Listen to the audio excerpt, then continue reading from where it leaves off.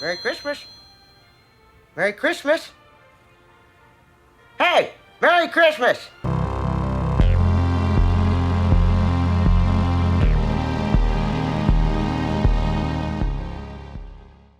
What's up, everybody? I hope you're all doing well. We're going to talk about Black Christmas today. I know I've been not putting out much content lately, but things have just been a little hectic. But aside from all that, let's talk about it. I also hope all of you have a most excellent Christmas season, or holiday season, whatever you celebrate this month in particular. If you don't celebrate, I just hope you're all doing well, basically. So Black Christmas is the remake of the 1974 Black Christmas movie by Bob Clark. Now, what's funny about Black Christmas 1974, the director made two of the most iconic Christmas movies to date. You have Black Christmas 1974, which is this crazy fucking slasher movie, which essentially, from what I've gathered, it basically set the entire horror slasher genre on its full course. Like, it set up all the tropes and everything from the killers in the house, the phone calls. And another iconic movie that he made is A Christmas Story. That movie that's playing on TBS 24 fucking hours on Christmas Day. Ho, ho, ho. 24 Hours of A Christmas Story continues next, only on TBS. And I really love Black Christmas, so I went into this movie with kind of a little bit of high expectations. Like, I don't hate remakes. There are some remakes that I do prefer a lot more. Like, I will say this now, I definitely prefer the Hills Have Eyes remake versus the original remake.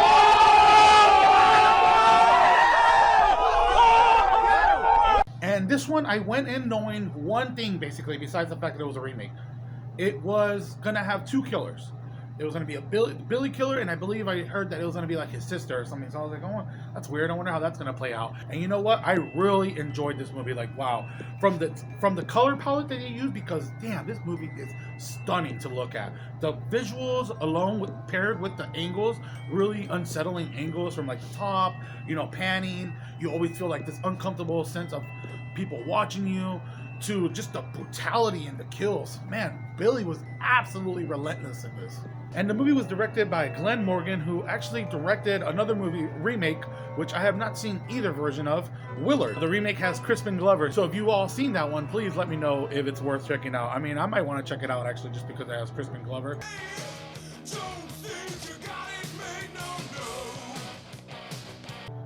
I think that was around the time like Charlie's Angels. And I only bring that up because I used to confuse that character, Crispin Glover's character on Charlie's Angels, the Thin Man, whatever they call them, with that Willard character. And this guy actually helped. I don't know if he directed, but I know he worked on the Final Destination series along with James Wan. Not James Wan, James Wan. So the movie came out in 2006. It stars Mary Elizabeth Winstead, who was in Scott Pilgrim, 10 Cloverfield Lane, a bunch of other movies. Michelle Trachtenberg, I can't say her name that. Michelle Trachtenberg, who was known from primarily Buffy. I remember her from Harriet the Spy. Oh, and Eurotrip. Ooh, shout out to Eurotrip. I love Eurotrip. Daddy doesn't know that Fiona and me do it in my van on Sundays. The film also stars Katie Cassidy, who is in Arrow, Supernatural, the Nightmare on Elm Street remake. We have Lacey Chabert. She was, what's her name? Gretchen from Mean Girls. That is so fetch. Gretchen, stop trying to make fetch happen. It's not going to happen. Stars Kristen Cloak. The movie also stars Andrea Martin, who was actually a cast member from the original movie, and she's the house mother in this. So I just thought that was awesome to be able to bring one of the OG cast members onto this new one. Also, I watched a video, and they said that Bob Clark actually was on the set, and he basically gave the approval, he gave the thumbs up, his blessing for the movie. The movie also stars Oliver Hudson, Kristen Lowe, and Robert Mann as Billy. And essentially what this movie does is it takes all the parts that they kept very hush-hush about in the first movie, they didn't give a lot of details about Billy or anything.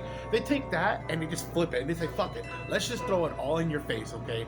So what we have here is this crazy brutal killer, Billy. His backstory is absolutely brutal. So he was born in 80s, in the 80s or something like that, 1980 I believe. His mother just hated him, absolutely hated him. I believe she wanted a girl, and she hated the husband so much. So anytime she saw the son, Billy, she would just think of the husband and just get so mad. And she ends up cheating on the husband and killing him with her boyfriend and locking Billy up in the attic. It's not over. So one fateful night, like, I don't know, 1982, or I don't know, like 12 years later, Billy's like 12 years old.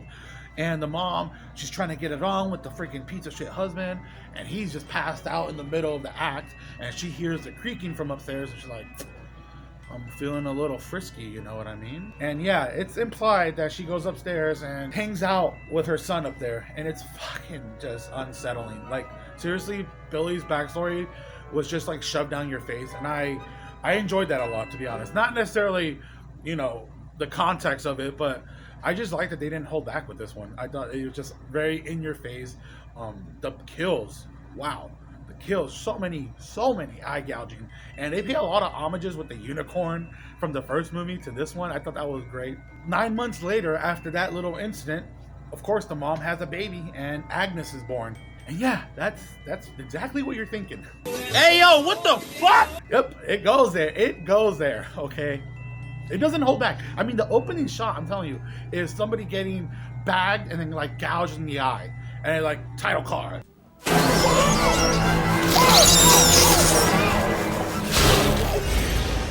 So years later down the road, Agnes, she's about 12 years old. They're celebrating Christmas night.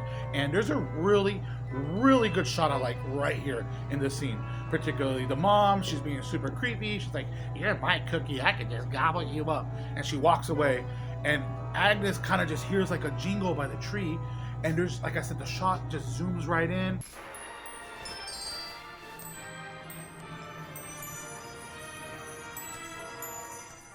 Dude, Billy just looks so creepy in this shot. And you know what he ends up doing? He ends up gouging Agnes's eye out, and then he freaking stabs the boyfriend straight through the head. It was insane to see. Straight through his head, and then he's not done. No. Billy is not done. Beats the hell out of his mama, like brutally. I think he chokes her out first, then beats her the hell up with like one of those dough roller things. Hold on. I'm telling you, my man beats her up with one of these things, okay? And then he is not done, okay? After she's freaking dead and beaten up, he takes like those little Christmas cookie cutting things and like makes Christmas cookies out of her freaking skin, and he bakes them, and oh man, he gets locked up in the asylum, of course. And years later down the road, they've turned his house into a sorority, a bunch of sororities and stuff for fraternities all around this street. And Billy ends up escaping finally. And I don't want to spoil it much after that, because it just, you know, I mean, it's pretty. I mean, what do you think's gonna happen? People are gonna die, yeah. But no, it's filled with such gore and just brutal freaking kills. Billy is absolutely relentless. I mean, I really just enjoyed how they made it. I really enjoyed how they just took some parts, like pretty much the important aspects of the first movie, and still were able to make their own thing. Like this, yeah, I can see the hate for it, 100%. I guarantee you, Black Christmas fans watch this and just absolutely hate it. And then there's the other side of the spectrum that just appreciate the movie for what it is. It's fucking stupid, it's gory, it's an homage to one of the greatest fucking slashers, if not the first slasher. And I personally think it does a fine job. The acting is fine. I really enjoyed the characters. You know, there's the what's her name? I don't remember her name off the top of my head. I just know their actress's name. But the girl from Mean Girls, there's a part where she talks about her sister. She's like, oh, I'd like to bury the hatchet in my sister's head. You know, Michelle Trachtenberg's character was fine. Mary Elizabeth Winstead character was fine. Katie Cassidy, she was like the lead actress. I thought she was fine. You know, Andrea Martin was probably one of my favorite parts. The house mother. Yeah, I enjoyed her the most. And there's this really neat conversation about like Christmas and paganism. And I don't know, it caught me off guard. I was like, okay, that was pretty cool. Christmas tree, a magical rite ensuring the return of the crops. The mistletoe is nothing but a conception charm.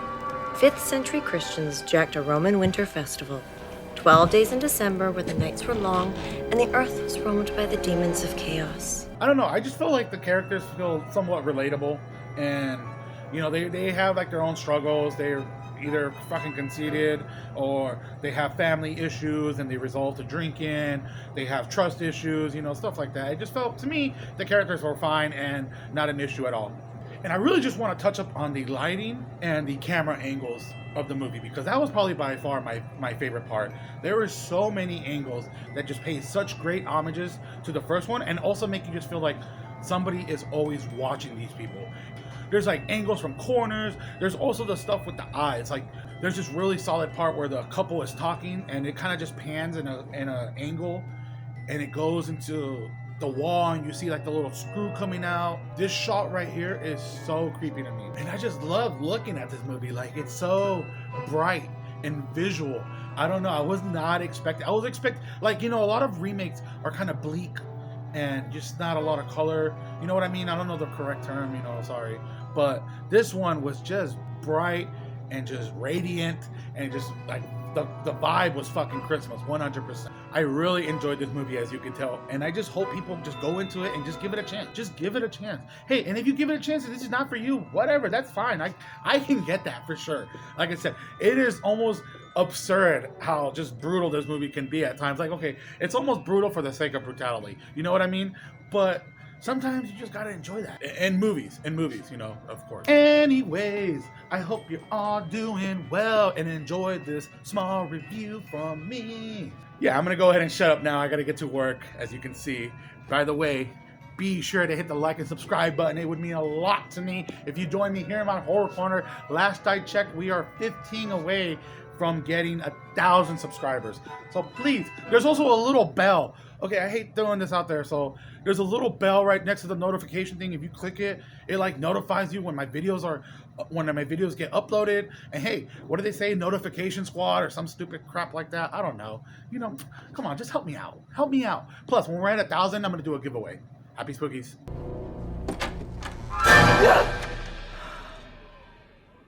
Fuck you, Santa Claus.